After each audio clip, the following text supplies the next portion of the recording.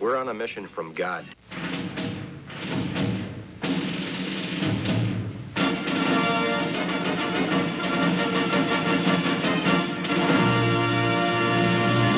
And now for something completely different.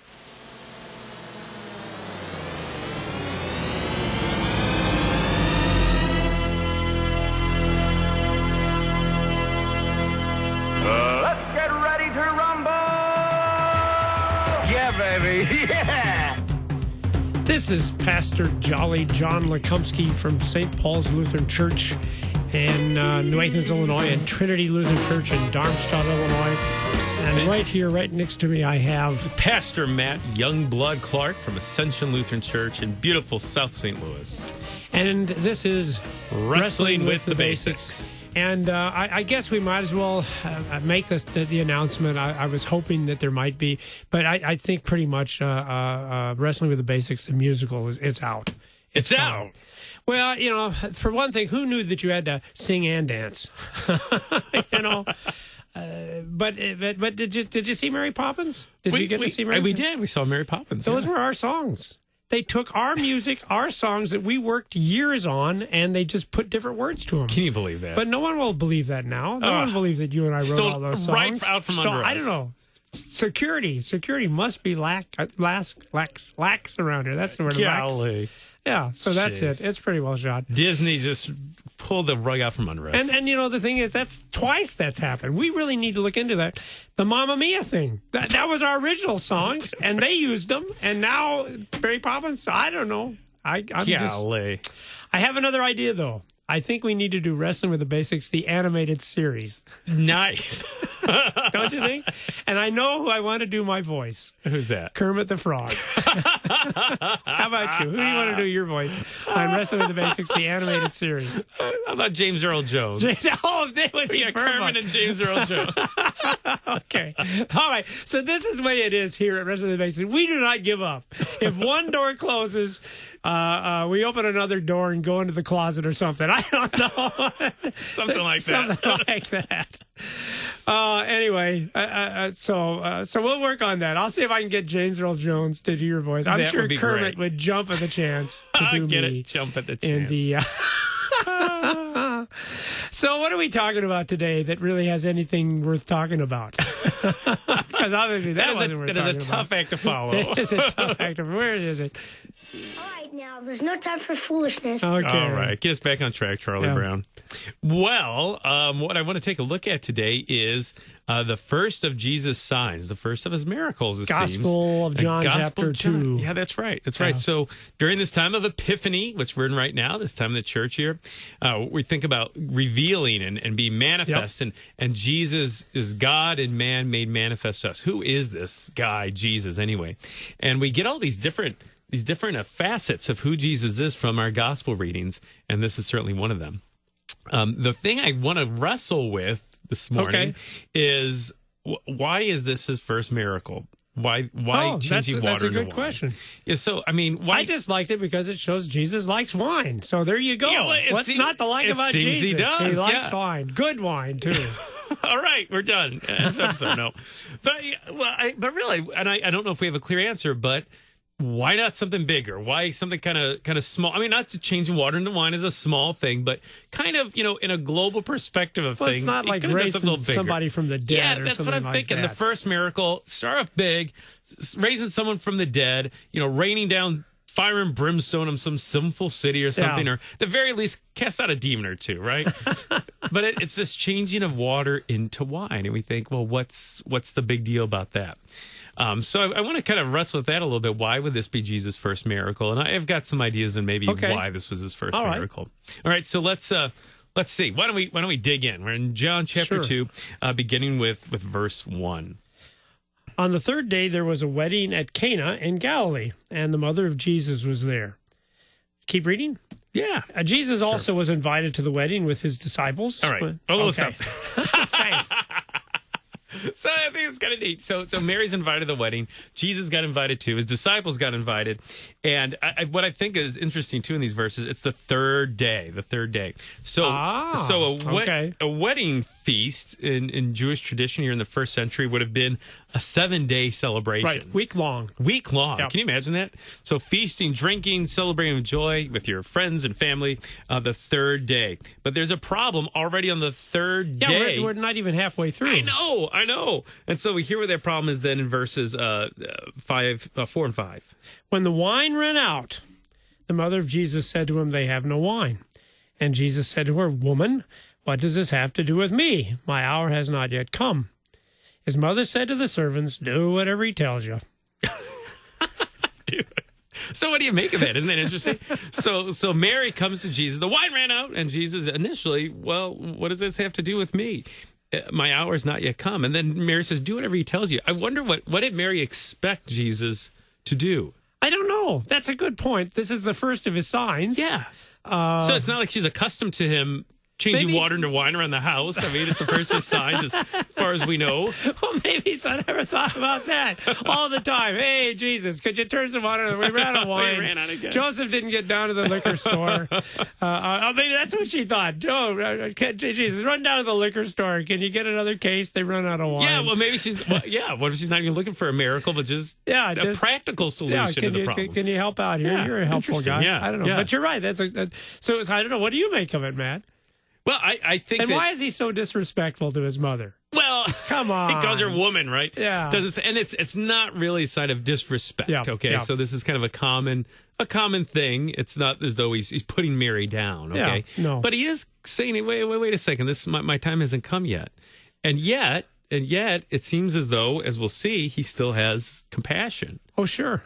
Yeah, compassion for Mary, compassion for this couple. But I think you just answered our original question. Obviously, her intent was for him to do something that would flow from the fact that he was the Son of God. Yeah. Otherwise, why would he say, "My hour has not yet come"? Yeah. If she just wanted him to run down to the grocery store, well, of course, I do that. But she's looking for more than that, I believe. Yeah, I would say so too. Yeah. And I think this shows really faith in Mary's part too, that Jesus is capable of doing something. He could do that. He could do that. In some ways, we get a picture of prayer here, I think. We bring our requests before God, and then with that confidence, with that faith that he can do something about it, that he hears us and he's going to answer. And maybe he says to us that it's not the time for that. Yep, I hear you. I understand. That's a good concern. I'm not denying that, but it's really not the time for us to do what you're thinking of at this moment. Yeah. Yeah, so it's not that he's incapable, not that he's powerless, but no, just not yet, right? Yeah, not the right timing. And again, reflecting on the fact that it's not necessarily disrespectful of him to say woman, but again, because she's not really addressing him as mom, saying, "Hey, son, could you help me?" She's kind of up the ante, and so he said, "Well, if you want to address me that as proper, because I am indeed not just your son, but the Son of God, but not at this time." Not at this time, yeah. Yes, exactly.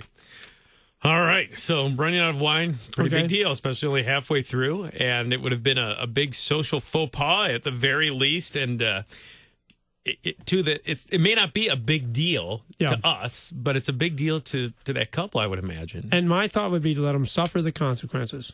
Right? If they did not prepare properly, this is the result. It should be just let them suffer the consequences. Well, let's see what Jesus does. I tell you what. Hard-nosed Pastor John, boy. Be thankful that I'm not God. Yeah. All right. Verses 6 and 7. Now, there were 6. Oh, by the way, before we leave that, though, I think it is cool that even though Jesus said, my hour's not come, what does his mom do? He said, do whatever he tells you to do. Yeah. So there's your faith again, isn't it, Matt? Yeah, all right. Even if Jesus kind of acts like he's not going to do something for us right now, that's okay.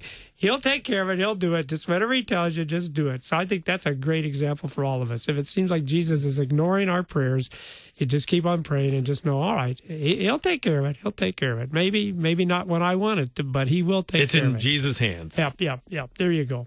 Now, there were 6 stone water jars there for the Jewish rites of purification, each holding 20 or 30 gallons. Wow, that's a lot of wine. Well, it's not wine, is it? It's just water.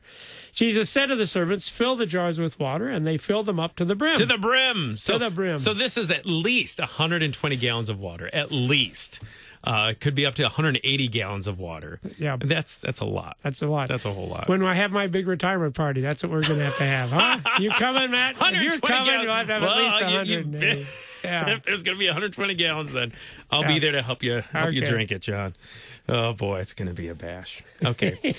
So they fill them up, right? Yeah. To the brim. Okay, so that's what the servants are doing, and now what does Jesus tell them to do next? Well, before we do you that, got though, something? I mean, well, yeah, just the thing is these are jars that are reserved for rites of purification. Yeah, what? And he's going to mess them up. They won't be able to use these jars Filling 'em anymore with for wine purification. now. Yeah, he spoiled this. They can't be used for the reason they were there.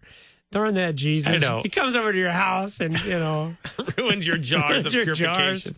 But yeah, when you think about it, I think again, Jesus is God. He can do what he wants, and all those, the other times where he healed on the Sabbath and things like that. And that reminder that, the man's not made for the Sabbath for man. So, so here he can use that if he wants to for this special purpose. And I like that. I think that's a cool thought.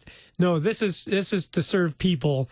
You may have said it was for rite of purification, and that's a good thing too. We need to have that, but no, there's another purpose. I need to use them now, and I think Jesus does that all the time. He just wants to use everything he can for the blessing of people. All right. So what does happen? He says, I said to them, now draw some out and take it to the master of the feast. So they took it. And Matt, I've always thought that these guys are probably going, what is this, like some Baptist rabbi? Wait, no, we're not looking for water here. What's the deal? Wine, Jesus. Come on. That's right. No, we're not looking for 180 gallons of water. Okay. I'm sorry. You want me to keep reading? Sure. So they took it. When the master of the feast tasted the water now become wine and did not know where it came from, though the servants who had drawn the water knew, the master of the feast called the bridegroom and said to him, everyone serves the good wine first, and when people have drunk freely, then the poor wine. But you have kept the good wine until now. Yeah. So I think that's interesting. It seems as though the first ones to really witness Jesus' first miracle were the servants. Yeah. I think that's kind of cool. As Jesus reveals himself through this first of his signs, it's these servants, these nameless servants who get to witness that. Yeah. That's pretty cool. I think that is. And just like, Jesus revealed to the shepherds on the field, the first witnesses of the birth. And here it is again, that lowliness, that Jesus chooses to reveal himself to those who are lowly and maybe counted among the least. Well, think about that, man, because his mom doesn't know this is going on, and she's the one that made the request. The bridal couple who will benefit from this, they don't have any idea. The guy who's in charge of it, his own disciples don't know. But you're right. So the people that are on the inside track are these people who would care. They're just servants there, Yeah. So the first ones to witness his first miracle. That's kind of cool. So they take it to the master of the feast. He takes a drink, of course, and this isn't just the box wine you get at Walmart, right? This is the good stuff. It's probably not even the Mogan David that we usually serve Sunday mornings. This is top shelf vintage wine. Right. That's right. Yeah. Jesus produces the very best here. Pretty cool. That's pretty neat. And then we have that little note at the end that this, in verse 11, the first of his signs Jesus did at Cana in Galilee. And he manifested his glory, and his disciples believed in him. Yeah. Yep. So the first of the signs as he does this. Well, and now that was the question you raised. Exactly. Why would this be the first sign? Why would you start? Why this thing? And why this thing that seems pretty small compared to the other miracles that Jesus does? And I think that part of it is, again, to the bride and the groom that day, was this a small thing? No, it was a this was big deal thing to them. Yeah. And I think that part of what we learn here, and certainly there's lots to learn from this miracle, but I think one thing to learn from it is that Jesus, our compassionate Lord, he cares for every aspect of our lives. I agree with whether you, those things seem big or seem small. And here's something that seems maybe relatively small in the grand scheme of things, but yet we see, no, Jesus cares even about this, even about running out of wine at a wedding feast. So I think that's one of the things we learn. I think that's pretty consistent throughout the Bible. When we think of the different miracles in the Bible, though, we probably do focus in on the big ones, right? But there's some little ones, too, where I think we see that God cares about the small stuff, the everyday stuff.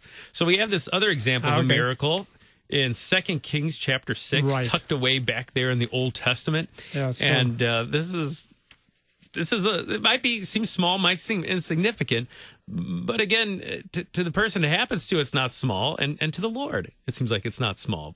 Okay? So from 2 Kings chapter 6. Yes. Now the sons of the prophets said to Elisha, see, the place where we dwell under your charge is too small for us. let us go to the Jordan, and each of us get there a log, and let us make a place for us to dwell there. All right, so they're right. they're on the banks of the Jordan River here, and they're cutting down trees. All right, Right. It seems like Elisha's band of followers has grown, and so they need some extra lodging. So let's go chop some wood, and we'll build some extra lodging. Okay, makes sense. Okay. Was this his merry band? His merry band of prophets. Prophets, I know, that's what it seems like, doesn't it? Yeah. Okay. Then one of them said, "Be pleased to go with your servants." And he answered, "I will go." So he went with him. Elijah went with him. And when they came to the Jordan, they cut down trees. All right. But as one was felling a log, his axe head fell into the water, and he cried, "Alas, my master, it was borrowed." I know. So here's the deal. They're chopping wood, and somehow this guy's axe head, a metal, iron, whatever axe head falls into the Jordan River, it seems. Yeah. Don't cut trees by the river. How many times have I told you that? That's right. Yeah. And presumably sinks to the bottom, right? Well, And that's what axe heads do, trust me. I love it. Yeah. And I love how he says, "Master, it was borrowed." I know. So he borrowed some tool from his neighbor, apparently. He borrowed the guy's axe, and now it fell into the river, and it was borrowed. And again, this is small stuff. Big deal. Yeah. But to this guy, it's not a small thing. No, it isn't, especially because he borrowed it. Yeah. It'd be better if it was his own, but it was somebody else's. Yeah. Even worse. Yeah. So then, well, let's see what happens. Am I ever going to get my leaf blower back, by the way, Matt? Now that you bring that up. You didn't drop it in the Jordan, did you? Stuff it in the Mississippi somewhere? On the banks of the Mississippi, blowing snow. Okay. So he tells Elisha, so this prophet, and he has these followers and all this, and you think, Elisha's a busy guy, and he's but he's a prophet. He's the top prophet sake. right now. He's out doing prophet stuff. Yeah. So what? I mean, he could say, "Hey, buddy, don't sweat the small stuff," and just go about his day. Yeah. But no, that's not what he does. So you want to keep on going, and we'll see what happens here in verse 6. Then the man of God said, "Where did it fall?" When he showed him the place, he cut off a stick and threw it in there and made the iron float. And he said, "Take it up."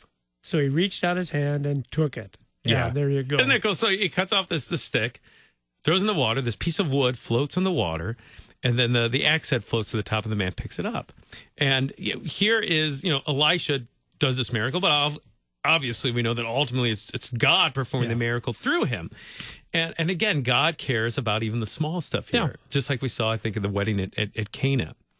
I think there's something we learn for us to learn here, too, that, sometimes I think we hesitate to cry out to the Lord when it is small stuff. Too small. God's thing. busy doing world peace stuff. Yeah. I know. In the grand scheme of things, does he really care if I have lost car keys in the morning, or if I've got a headache during the day, or if my kids are out past curfew 30 minutes? Does he care about that sort of stuff? I'm not going to waste God's time with this minuscule stuff. Yep. The man upstairs has bigger things to do.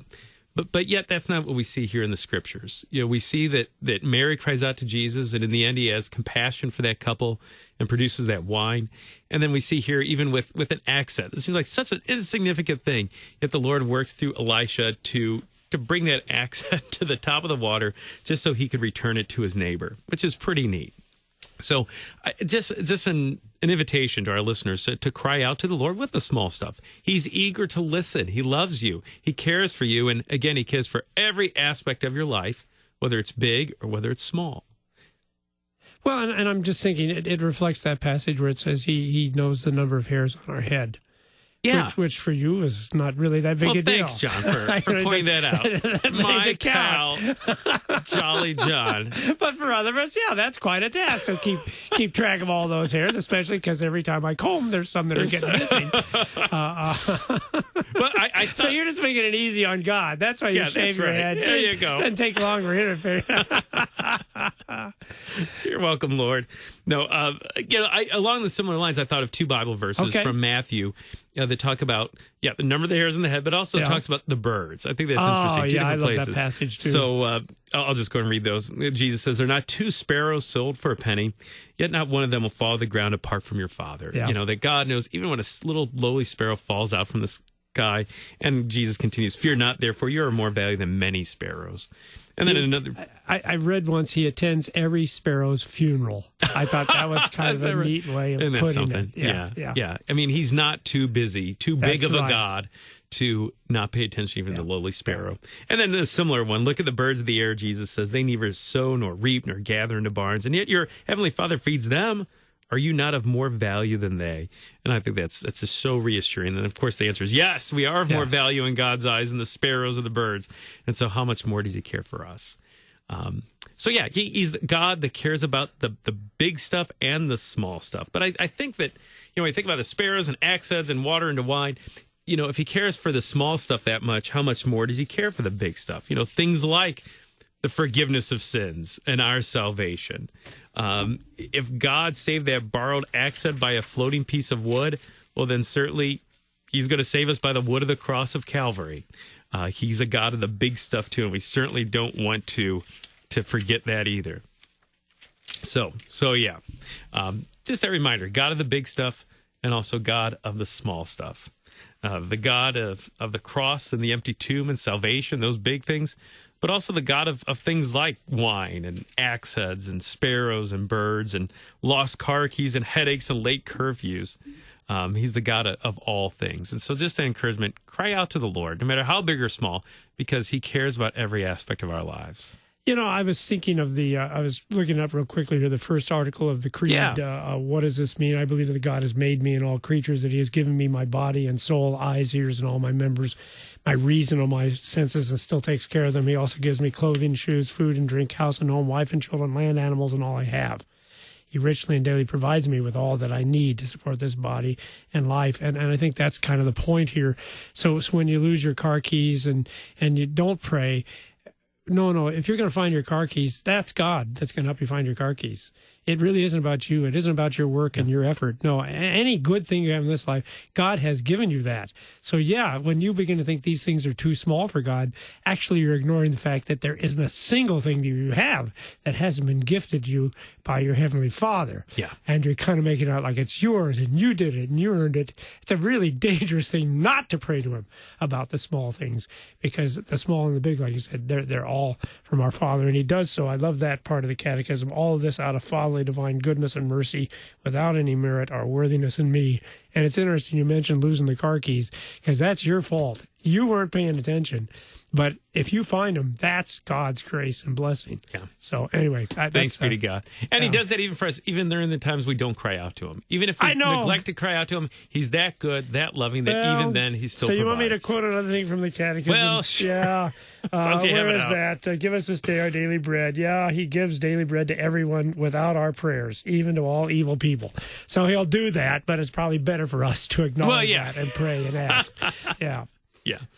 So cry out to the Lord. Just real quick in closing, there's our kids, one of our kids when they were younger would always pray the same prayer every night. We take turns praying, and they would always say, "God, help me to have no bad dreams or monster dreams every night." And you think, well, that's kind of a small, insignificant thing to pray about. But again, God doesn't just say, "Hey, kid, don't sweat the small stuff," and no, he even has time to hear a prayer like that from a child. Yeah. And with that childlike faith, I think, is an example to each of us to realize that he's the creator, he's the provider, and he does care about even the smallest of things in our lives, things that others in our lives might think are insignificant. The world may not care about that, but our God does. And thanks be to God for God of the big things, but of the little things too. And I just we go 24:30, don't we? I'm looking at the clock. Okay. No, we got to start the now? Closing song now. Right. Okay. Well, then that's the end of it. Then. Well, we'll talk more next week. So, but this has been Wrestling with the Basics.